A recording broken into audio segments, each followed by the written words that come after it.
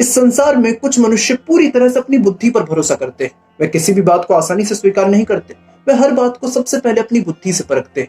अगर वह बात उनकी बुद्धि को उचित लगती है तो वे उस बात को स्वीकार कर लेते हैं। अगर वह बात उनकी बुद्धि को अनुचित लगती है तो वे उस बात को अस्वीकार कर देते हैं। कुछ मनुष्य पूरी तरह से अपनी भावनाओं पर भरोसा करते हैं। अगर कोई बात उनकी भावनाओं को छू जाए, अगर कोई बात उनके इमोशंस को टच कर जाए, तो वे उस बात को बिना बुद्धि का उपयोग करे आसानी से स्वीकार कर लेते हैं। पर इस संसार में बहुत ही कम मनुष्य ऐसे हैं जो अपनी बुद्धि और अपनी भावनाओं को बैलेंस करके चलते हैं। ऐसे मनुष्यों को भक्त कहा जाता है। एक भक्त बहुत हाई लेवल का इंटेलिजेंट होता है, क्योंकि वो अपनी बुद्धिमत्ता का उपयोग अपनी भावनाओं को मधुर बनाने के लिए करता है, अपनी इंटेलिजेंस का उपयोग अपने इमोशंस को स्वीट बनाने के लिए करता है। बट हमें अपने इमोशंस को स्वीट बनाने की आवश्यकता क्या है? हमें भक्ति करने की क्या आवश्यकता है? आइए सबसे पहले इसे समझते हैं।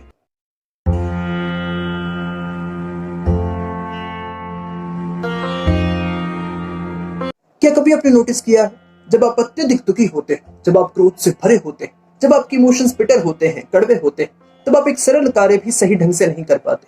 आपके लिए पूरी प्रकृति एक शमशान घाट बन जाती है। आप हर वस्तु से, हर व्यक्ति से घृणा करने लगते हैं। पर जब आप अत्यधिक खुश होते हैं, जब आप अत्यधिक आनंदित होते हैं, जब आपके इमोशन स्वीट होते हैं, तब आप कठिन से कठिन कार्य भी बड़ी ही सहजता के साथ पूरा कर लेते हैं। आपको हर वस्तु प्रिय लगने लगती है, हर व्यक्ति प्रिय लगने लगता है, आपको प्रकृति से प्रेम हो जाता है। पर ऐसा क्यों होता है?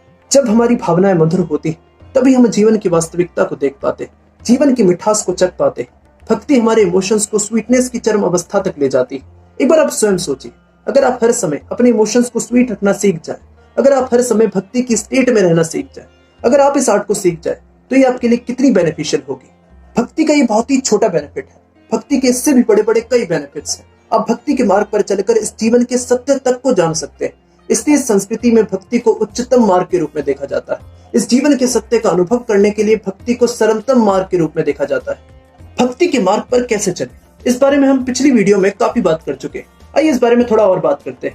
सबसे पहले हमें यह समझना होगा कि भक्ति करने का अर्थ किसी कार्य को करना नहीं। भक्ति का अर्थ कोई कार्य नहीं। भक्ति का एकमात्र अर्थ है भगवान से अनन्य प्रेम होना। दैट्स इट, यही भक्ति है।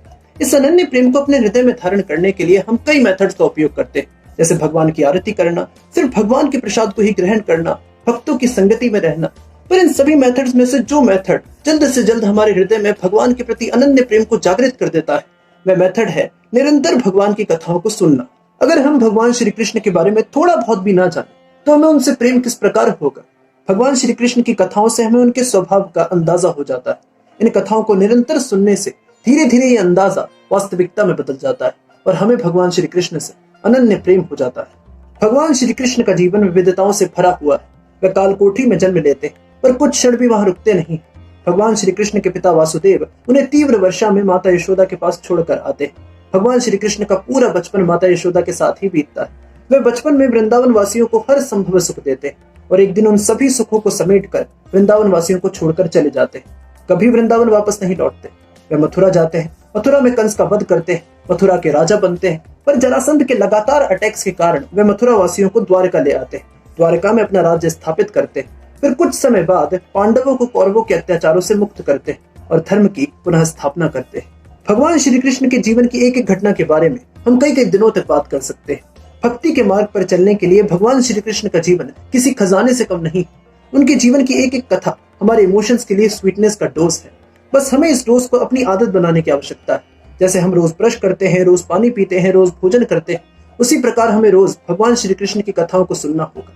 अगर हम ऐसा करते हैं तो हमारा हृदय भगवान श्री कृष्ण के प्रेम रस से भर जाएगा और हमारा जीवन मिठास से भर जाएगा।